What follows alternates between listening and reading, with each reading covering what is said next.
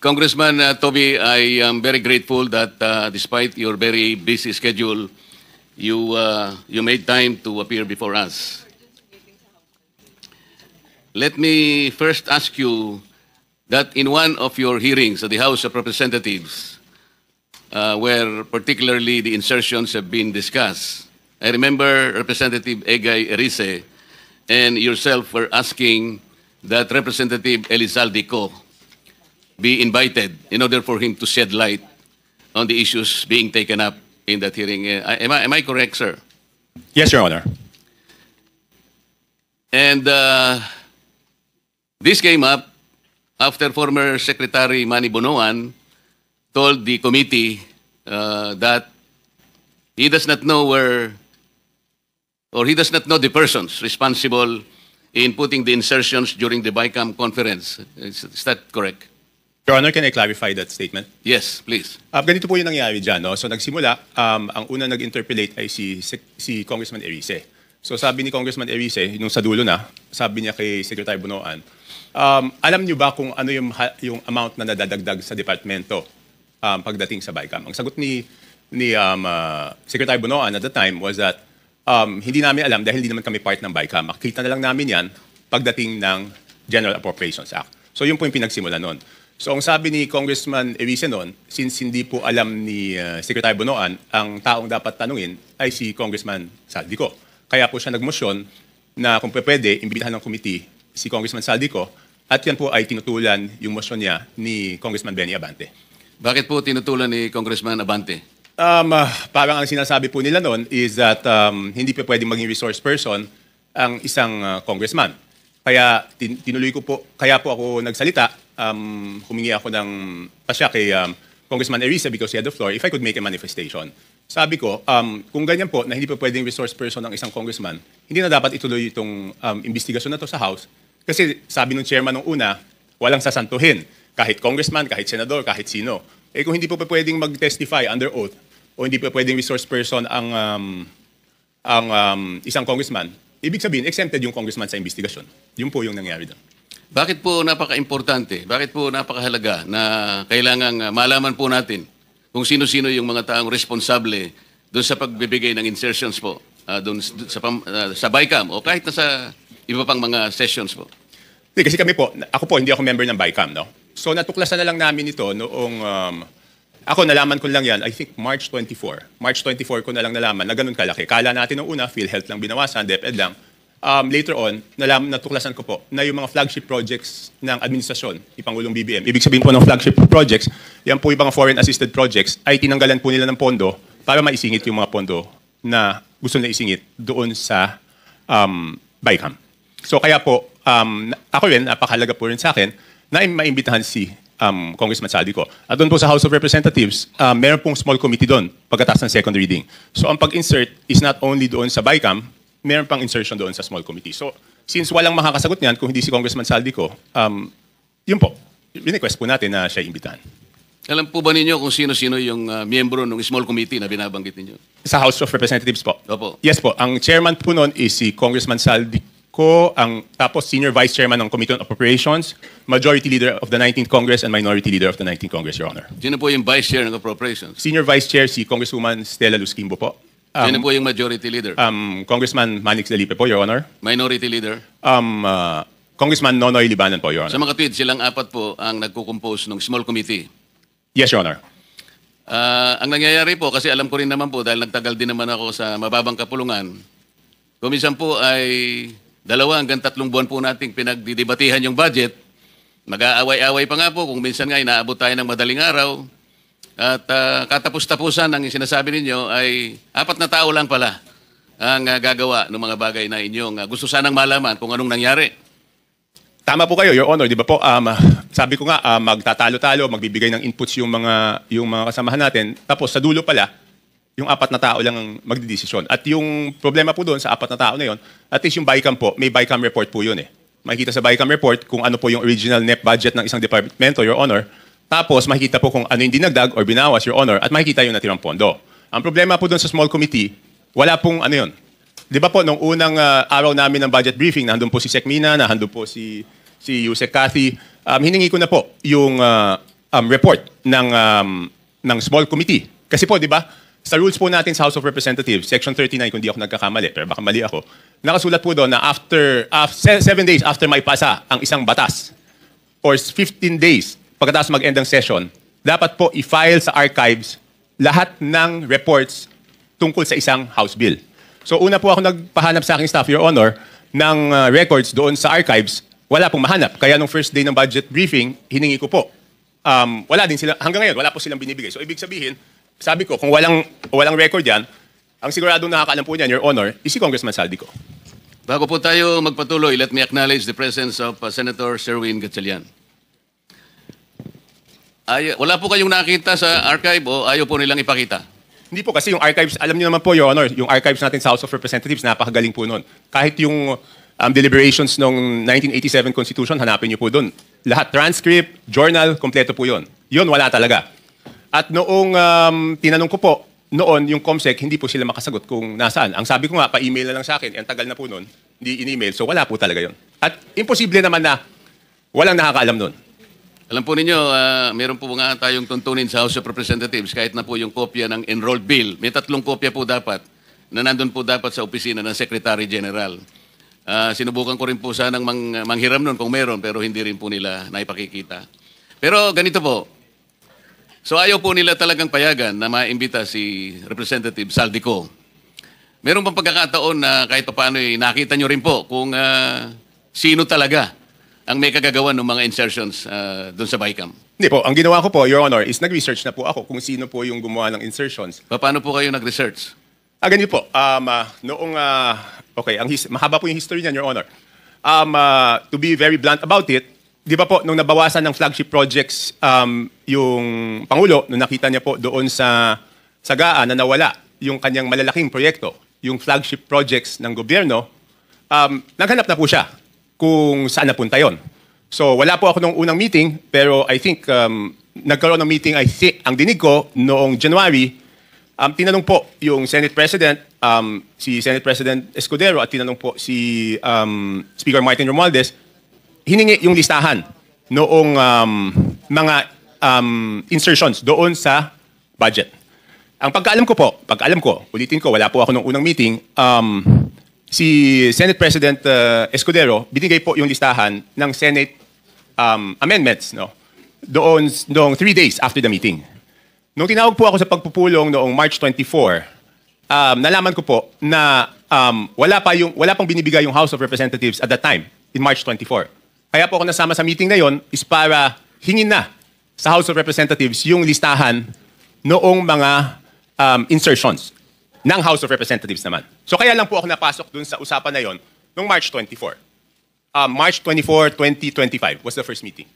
So dahil nga po sa paghahangad ninyo na malaman kung ano-ano yung mga insertions, kanino napunta at sino yung may kagagawan, paano po nyo eventually nalaman kung talagang nalaman ninyo? Hindi, ganito po, Your Honor. So March 24, paglabas ko doon, kasi nagmamadali na si Secretary Bunoan kasi ang worry niya po noon, March 29 mag-election ban po, di ba? So hindi ma-award, hindi mapapagawa yung projects. At pag hindi po napagawa yung projects, apektado po yung buong ekonomiya natin, di ba po? So paglabas ko, tinawagan ko po si Congressman J.J. Suarez kasi sabi sa akin doon sa meeting na yon na since wala na si Saldico, ang kumakausap na lang sa mga department secretaries ay si Congressman J.J. Suarez. So ang ginawa ko po, Your Honor, tinawagan ko siya, hiningi ko po yung listahan ng insertions. Pero nagtagal po bago po nila naibigay sa akin.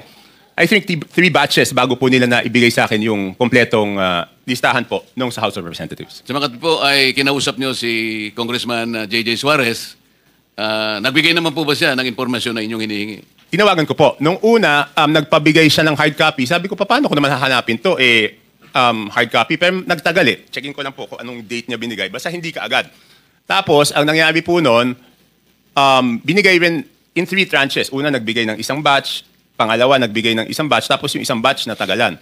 So sabi ko, hindi ko po ma-check kung at hindi ko masasubmit sa executive branch kung hindi kompleto. So later on, napilitan namin silang ibigay yung kompletong listahan, Your Honor. Ano po ang nakita ninyo nung ibigay nila ang kompletong listahan sa inyo? Hindi, ginawa ko lang, Your Honor, is pinagkumpara ko po yung di ba po, admittedly, lahat naman po kaming congressman, pag nakita yung NEP, ang natural na tendency naman hihingi ng extra para sa aming distrito. Okay? So susulat po kami. At least ako, sumusulat ako. So siyempre, nung binigay sa akin yung listahan, ang unang naisip ko noon, ang una ko pong naisip is, kung ikaw, congressman, hihingi ka para doon sa distrito mo.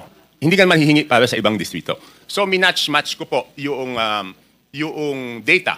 Ang haba doon, hindi ko alam kung gaano karami. Ang una kong ginawa, kasi wala naman nakasulat na congressman doon. Ang nakasulat yung district. So para malaman ko yung congressman, hiningi ko po kay Yusek Cathy. Pinadala ko sa kanya yung file, and she can confirm this. She's here. Sabi ko, Yusek, pakiisa-isa mo nga, lagyan mo kung sino yung congressman kasi gusto ko i-compare yung proponent tsaka yung congressional district. Kung congressional district, hindi ko naman kabisado kung sino yung congressman doon eh. So ang sabi ko sa kanya, pakilagay mo yung pangalan ng congressman. So binalik niya po sa akin. Pagkatapos noon, sabi ko po kay Congressman Suarez, ikaw naman, ilagay mo yung pangalan ng proponent. Sabi niya, bakit kailangan yung proponent? Kailangan siyempre malaman kung sino yung nag-request. So later on, matagal, hanggang nung sinabi ko, walang gagalaw dito, hindi ko ma-represent ito. Kasi pinapaayos sa akin eh. Siyempre gusto ko, pag pinisenta ko po, dahil ako magpipresenta nun, kailangan kompleto yung data. So sabi ko, hindi ko masisimulan yung presentation kung hindi nyo ibibigay kung sino yung proponent. So later on, naibigay din. Wala lang yung telepono ko sa akin, Your Honor. Hindi ko ma-check na andun. Sa mga tweet, naibigay naman sa iyo ni Yusek Cathy Cabral kung ano-anong mga distrito yon. Yes po, Your Honor. At naibigay naman sa iyo ni Congressman J.J. Suarez kung sino yung proponents doon sa mga distrito. Yes, pero nagtagal po. Kaya ngayon po, pwede ba niyong sabihin sa amin kung ano ang napansin ninyo kung ang pag-uusapan ay yung mga distrito at yung mga proponents na nagbigay o naglagay sa mga distrito na yon. Ano yung unusual na napansin niyo kung meron man? Your Honor, ang una ko pong ginawa, siyempre ako po yung magpepresenta. Ayoko naman na ako magpepresenta tapos mali pala yung data na pipresenta ko. So ang una ko pong chinek, Your Honor, is yung kasi di ba sa BICAM, may nadagdag naman talaga po doon sa navotas. Okay? Yun nga, ini-issue sa akin, insertion yun. Hindi ako makakapag-insert, Your Honor. Kasi ako po ay hindi membro ng BICAM. So pwede lang po ako mag-request kung ano man yung pumasok doon sa BICAM, yun amyenda na pinayagan ng BICAM. Okay? Okay. So, para hindi ako mapahiya, ang una kong chinek is kung tama yung pumasok o yung nadagdag. Hindi, yung sa akin muna. Yun nga po, sa distrito niyo. Kasi alam ko po kung magkano yung nadagdag sa akin sa BICAM. Tumama naman po. Tumama, kasi ang request ko noon is 1.1 o 1.2. Ang pumasok po galing sa House of Representatives na request is 529 at meron po galing sa Senate na 121 po yata. Pero yung sa Senate is all classrooms po yun. So nung tumama na, sabi ko, since tama yung sa akin na nadagdag doon sa aking NEP, kumpiyansa ako na tama yung records. So ginawa ko po, pinisent ko na po. Ano po yung nakita nyo sa ibang distrito na hindi masyadong, na very unusual? Halimbawa sa dalawang probinsya ng Mindoro. Mindoro Oriental at saka Mindoro Occidental. Because I'm going to take advantage of the presence of the good governor of Mindoro Oriental. Kaya ko lang po tinatanong. With no offense meant, Your Honor, kay Gov. Dolor and to my fellow congressmen, ng district congressmen, ang una ko pong napansin doon is lumobo yung dalawang Mindoro, isang Oriental, isang Occidental. Ang NEP po nila is something between 1.5, sabihin na natin para safe ako, hindi lumampas ng 2.5 yung, but I have the figures, Your Honor, kaya lang para lang mabilis po tayo, Your Honor. Hindi lumampas ng 2.5 yung NEP nila, pero ang GAA po nila is, magkano ba? 20 billion. So, nagulat ako, sabi ko, in fairness doon sa mga district congressmen, Your Honor, hindi po nila kaya gawin yun. Hindi kayang gawin ng regular congressman na magdagdag. Hindi naman po sila miyembro ng Committee on Appropriations. Parehong first-term congressman po yun. So hindi nila kakayanin magdagdag ng ganun kalaki. Kasi ang hirap po, di ba? In my case, nag-request ako 1.2 billion, ang nabigay lang 569. So paano namang itong congressman na to, makakapagdagdag siya ng ganun kalaki? So chinek ko na po, sino yung naglagay ng mga pondo doon. Sige po. Tapos po, nagulat din ako kasi siyempre makikita ko doon sa proponent tsaka doon sa district congressman. Nagulat po ako na, for example, alam ko po kayo dating party list, Your Honor. Pero may dalawang party list po doon, nasa BICAM lang, hindi ko alam yung sa small committee, ay nadagdagan sila ng 2 billion Anong party list po? Ako Bicol at BHW po. Ang alam ko po, Your Honor, ang party list congressman, ang allocation po yata, kung di ako nagkakamali, but I'm sure you know better, is 100 to 150 million lang. Tama po yun. Kapag kayo po ay party list representative, tuwang-tuwa na po kayo pagka nakakuha kayo ng 170 million. So sinasabi po ninyo, isang dalawang party list yan, 2 billion po yung nakuha Sa BICAM po. sa BICAM. So hindi ko na po na-check, Your Honor, yung kasi one-man team to, ako mismo ano nito eh. So, Balikan po natin yung sinabi nyo without any offense meant dun sa representative po dyan sa Mindoro Oriental at saka Mindoro Occidental. Kayo na po ang nagsabi na parang wala naman sila sa kalagayan na manghingi ng ganung kalaki sapagkat hindi naman sila kasing sikat ng isang Toby Tiangco. Hindi po. Kung kayo nga po nanghingi ng ganito, kalahati lang ang naibigay. Sabi po nyo kanina, hindi sila lalampas ng at least 2.5B. Pero ano pong nakita ninyo? Naging 20 sa Makatwid. Magkano po yung nadagdag? Sangayon po dun sa inyong nakita. 17, ganyan, di ba? From sabihin mo 2.5 to 20, di 17.5. Tapos ang isang nakita ko po doon, under proponent, nagulat po ako, na yung proponent ng mga dagdag sa distrito na to, under BICAM, is si Congressman Saldico, na 13 billion. Sir, Your Honor, pwede bang i-ano ko lang yung USB na ayaw nila ipakita doon para mas madali kong mapaliwanag? Yun nga po yung gusto namin kung papayag Kasi kayo. mahirap po yung kwento eh. Ito, may numero po to. Bigyan natin ng kopya po yung Blue Ribbon Committee. May I direct staff of the Blue Ribbon Committee to please secure the copy from Congressman Tiangco para makita po natin yung binabanggit niya.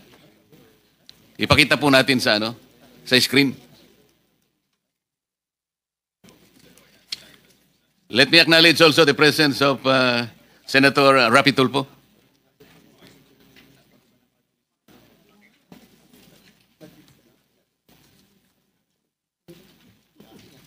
Mr. Chair, may I interject, Mr. Chair? Yes, Senator. Yeah, I would like to direct this question to. Sandali. Let me acknowledge also the presence of Senator Bato. Continue, sir.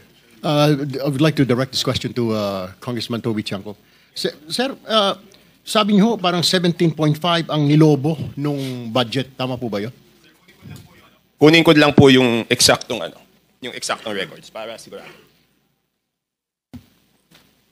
Kasi parang sinasabi niyo, to something lang ang request nung district na yon. And you don't believe na hindi nila kaya yon kasi mga ordinary at mga bagitong congressman. Tama po ba yon? Hindi naman po ordinary, sir. Regular. Yeah. Regular. What I mean to say, sa district ho na yon. Tama po ba? Yes, Your Honor. Ang tanong ko po ngayon, sir, may naririnig po tayo, ito po yung common lingo ito, yung sinasabing parking fee. Hindi ho kaya nagkaroon ng yung pondo na yon ay pinarada lang dito ng isang congressman na hindi naman taga roon? Ito ang tawag ay parking. Have you heard that, Mr. Chair? Yes, sir. Yes, Your Honor. Nadinig ko na po yun. Pero dalawang term po yan, di ba? Kung matatandaan nyo sa Kongreso, isa yung parking, isa yung sagasa. Could you tell us the difference Di ba yung between parking, Your and Honor? sagasa? Yung parking rep, Tiangco, medyo kabisado ko, pero yung sagasa, hindi ko pa, pwede bang ipaliwanag mo yung sagasa? Hindi. Yung parking po, Your Honor, is nakiusap ka dun sa district congressman. Yes. Pumayag yung district congressman. Yung sagasa po, Your Honor, is wala kang magagawa sa ayaw mo at sa gusto. Mas matindi pala yun? Oh, Your Honor, so dalawang term po yan, Your Honor. Isang parking, isang... Kasi madidinig mo sa congressman nasagasaan kami. Paano naman kayo nasagasaan? Binatuhan kami ng pondo na hindi naman namin alam. Ang ibig sabihin, Mr. Chair, yun nangyari sa Mindoro ay sagasa po yun? Your Honor, I have no personal knowledge. Your Honor, ito po. Mindoro Oriental, DEO, 2,530 billion ang NEP. Nandito naman po si Yusek Kati, pwede niya i-confirm to kung pareho yung records namin. Tapos, ang total budget is 20 billion 999 million. Tapos, yung Mindoro Oriental DEO, 1 billion 508 million 583,000. Ang GAA po niya is 20 billion 795 million 429. So, nagulat ako nung nakita ko yun, Your Honor. Thank you, In Mr. Chair. both provinces, si Representative Saldico ang nakalagay po na proponent. Hindi, doon po sa ano. Kasi ganito po to. Ito na po yung total. Sabi ko nga, hindi ko makikita kung ano yung sa small committee. ang nakita ko, nung tinitignan ko po yung case saldi ko, next slide please. Yan, maliit lang eh. Yan po, for example, ito muna, Abra. Ang proponent is Congressman Saldico. Hindi ko na po linagay yung district congressman, sir, kasi, Your Honor, kasi sabi ko nga, baka naman wala siyang alam, tapos mababash siya ng mababash, di ba po? So, ang nadagdag po to the district of Abra, sige, next slide, is 3,400,000,000, Your Honor, hindi ko po mabasa. Sa 3,400,000,000. 68,345. Ayan po, Your Honor. Okay. Yan po, out of Saldico's insertion. Okay, next slide. Yan na po yung Mindoro. Yung next is Mindoro. Tignan ko lang po dito sa akin. Meron din akong kopya niyan, Your Honor. Next is Occidental Mindoro. 3.2 billion po yan ang nadagdag. Okay, next is Oriental Mindoro. 3,105,759,000. Next is total po ng Romblon is 620 million. Tapos next po, Bukidnon is 580,222,000. I would like to clarify, Your Honor, I will make it clear, hindi po ito district ni Congressman Joe Zubiri. Hindi po. Just to clarify, hindi niya distrito yan. Tapos yan, sunod-sunod na po. Itong Camarines Norte, 550 million. Itong, ano ba yung sumunod? Batangas, 429. Meron pa pala ulit na Mindoro, hindi ko alam bakit nahiwalay ito, baka ibang district ito, 400 million. And then Sarangani, 300. So next slide, pag tinotal niyo po, yan, magbabalanse po yan. 13,803,693 with Congressman Saldico as proponent. And pag tinotal mo yung district, yung subtotal, 13,803,693,000, Your Honor. For the record, ang binabanggit po nating Representative Elizaldico, siya po yung chairman ng House Appropriations Committee. Sa mga katwid po, Rep. Toby, kung titingnan po natin at pagbabasihan, ito pong nakalap po ninyong impormasyon, lumalabas po na si Rep. Saldico ay siyang proponent ng halos 13.8 billion. Hindi natin malaman kung ito pinarada o sinagasa. Yun po ba ang ating conclusion? Po ilang congressman dyan, sabi na hindi amin yan, hindi namin ni-request yan.